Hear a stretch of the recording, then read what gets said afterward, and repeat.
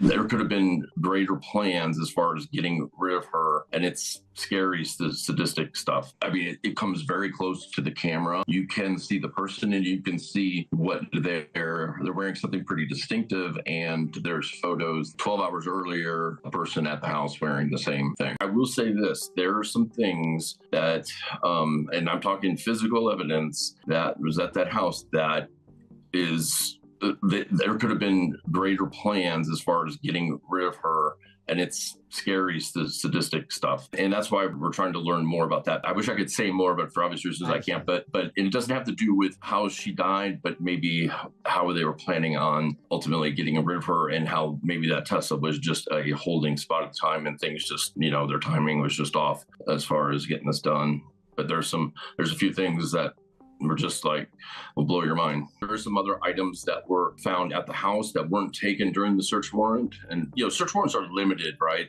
They can't just go take everything. It's what the judge, and we don't know how broad that search warrant was because we haven't seen it, and that's what we'd like to see. But there were some things that were not taken into custody of LAPD that we think are significant, and including digital media and some other things that really help nail down timeline and things like that. So, if you didn't know already, the homeowner of David's Hollywood rental home hired this PI, David Fisher. Now, the reason he hired him is because he, of course, owns this very luxury, very expensive property in the hills. And the person that was living inside of it was found with a dead girl inside of his trunk. So to, I guess, protect the house, potentially protect the value of the house, he wants to know what happened, did anything happen inside of the house, so he can let the next buyer or renter know. And it's clear this guy has been doing some crazy FBI work. So as I just played you guys the clip, he said that apparently he has proof that they had sadistic ways of trying to hide it or trying to get rid of her. My guess is because earlier in that clip, he said that apparently the homeowner returned to the house and there was stuff that the police didn't take, which confused them because they should have taken that stuff as it would have helped them in the case. So I'm presuming once David moved out, they maybe found like weapons or like blades or maybe like stuff to dissolve the body, like those special scientific ingredients that you see in like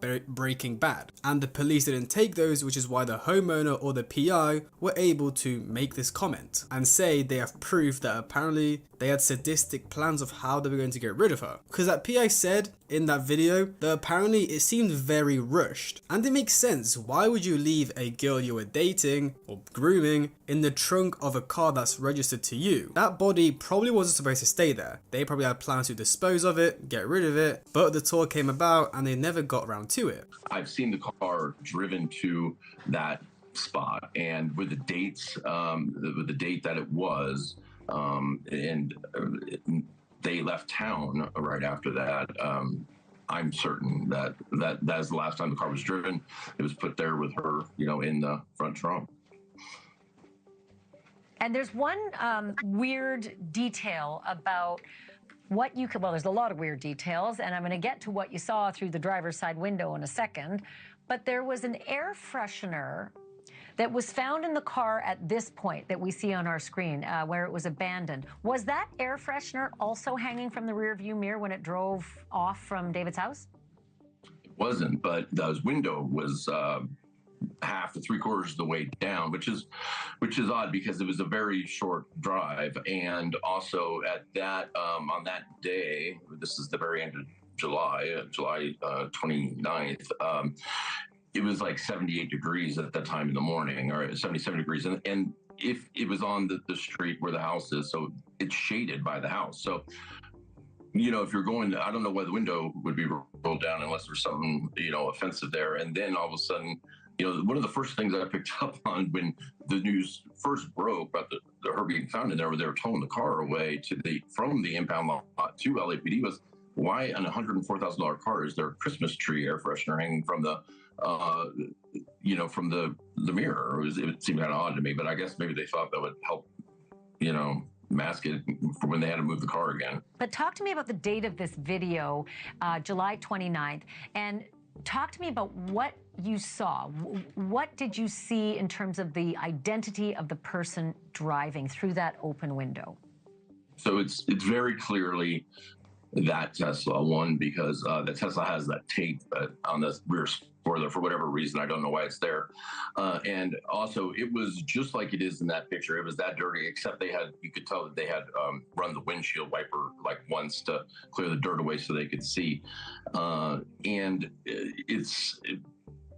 it comes very close to the camera, although there is some motion blur, but you can see the person and you can see what they're wearing, something pretty distinctive. And there's photos that I have from 12 hours earlier, a person at the house wearing the same thing. From the time the Tesla was left there, he literally immediately started the tour. There was a tour bus that was leased, and I'll tell you that Tesla was moved and literally a bus departed for tour. So the next thing the PI spoke about was how he was going around home to home in Beverly Hills or in Hollywood Hills, wherever David lives, and he managed to find CCTV and identify the driver of the Tesla, of David's Tesla. So the car was last moved on the 29th of July in 2025, which apparently they set off on tour on that day. You guys will hear it in the clip, I'll add it in. Literally the car was moved and then they set off on tour, the coach was there, they went. Now,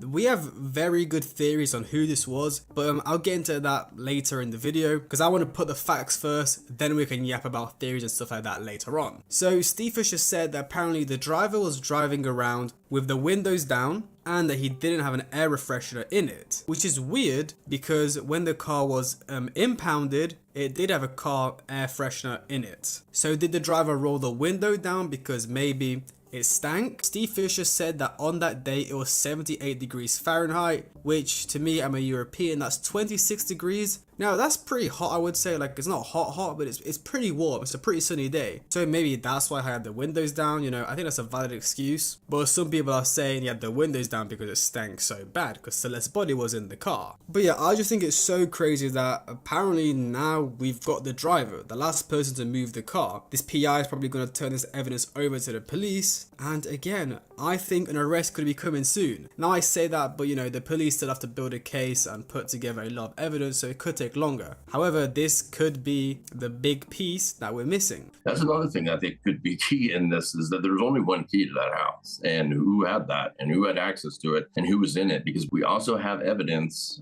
that while David was on tour at the time between the Tesla being found and the search warrant being served, David was on tour, but somebody was in that house. And there was actually a report made, not with police, but that homeowner association has a robust private security company, and we've gotten videos from them and reports. And so who had that key is probably the same person that, you know, had access to the Tesla. So he also said there was only one key to the house, which I think is quite interesting because it means, you know, there isn't multiple people getting in and out because there's only one key. Now that's what the homeowner said. Maybe David cloned the key, or, you know, he had another one made. He also said that someone was living at the house whilst David was on tour and had access to David's Tesla. Now this is where it gets weird because it seems like a lot of people were in on it. Maybe not a lot of people, but David definitely had an accomplice. When it was moved to that position, it was already like that. So that car had not been used in a very long time. It was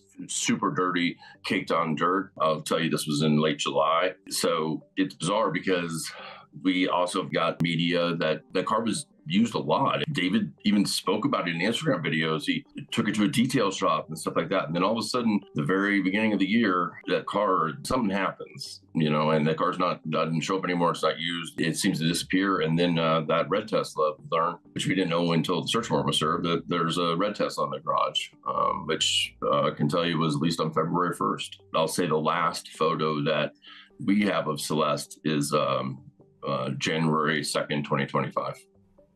Okay, now that's significant because we were wondering when, you know, she was last seen alive. There was that surveillance footage of her seemingly running away from her neighborhood. And that was September of 24, I believe. So yeah, we didn't have anything. We were like, where was this girl in 2025? But we do have a photo of her on July 2nd, early in the morning, July 2nd, 2025. I tend to believe it happened a while ago, a long time ago. And I think January, February, things changed. I mean, you can see it in the photos and everything. And I also think... And this gets even weirder. David abandoned his black Tesla around January because he went and leased a new one. and the tags on his black Tesla were expired, or I think it was the registration. Steve Fisher even said things apparently changed in January/February, and the last photos we got of her was in January, of Celeste I mean. So if you're asking me, they're clearly suggesting she was killed around that time, in January or February. David abandoned his black Tesla, he leased a new one, the red one,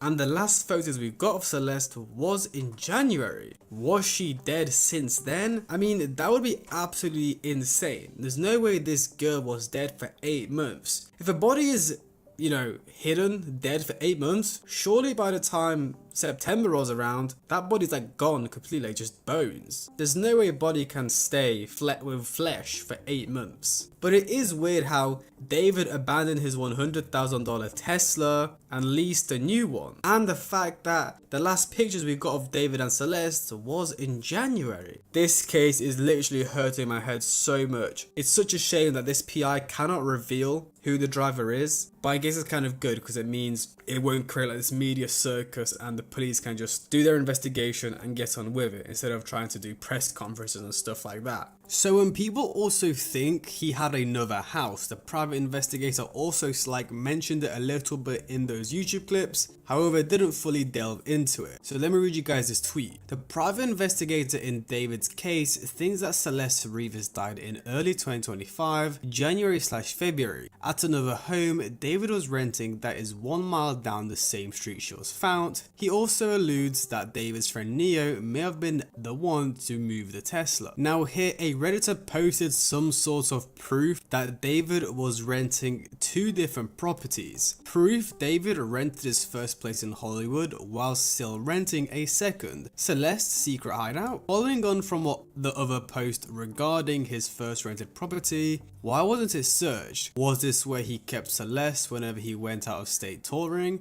Did the incident actually happen at this address? It's effectively the same street 1 mile down from where she was eventually found. And this is the bathroom of that second property. You can see they have the painting, and this is the painting here on the photos. You can see David at the place on Celeste's TikTok. Nice, this is indeed the same location. This proves she was at his residence at that time. And there's another picture of the property. So they had the kitchen live stream here. This was like 3 AM I remember. And then this is the kitchen of that second secret rented property. More, the bedroom, and oh my god, they have the paintings above the bedroom, and this is like the stock photos they used to list the home, and you can see them, Celeste and David in the bed behind in front of those same paintings. And you can see it's only a couple minutes down from where David lived in his Hollywood Hills mansion, a 4-minute drive, a 4-minute drive. The rental properties are only 4 minutes apart. Bluebird Avenue, where the car was last parked in late July, is only 3 minutes from the Doheny house. And you can actually see the property listing here. So this is the kitchen the live stream was in. This is the bathroom. And it's got that same painting that they were literally pictured in front of. Wow, this is insane. So they literally had a second secret property that David was probably hiding Celeste in. So actually there's a full TikTok here showing us. So obviously this is the bathroom. David in front of the painting in the bathroom. Now some people are just saying this was probably an Airbnb, but again, he maybe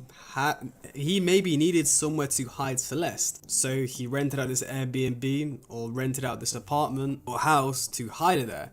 Because again, there's no way this little 13-year-old girl was living with him whilst he had his manager and entourage round in the house. I mean, I hope that LAPD investigated this place, because if they didn't, they're missing out on a lot of evidence, and David probably hid evidence there. And I wouldn't be surprised if this is the house that she died in. All is starting to make sense now. He's of course not going to kill her in his multi-million LA Beverly Hills mansion. He's gonna kill her in the little Airbnb they were renting where he was hiding her just down the road. Let me know guys' thoughts in the comments, because look, David is famous.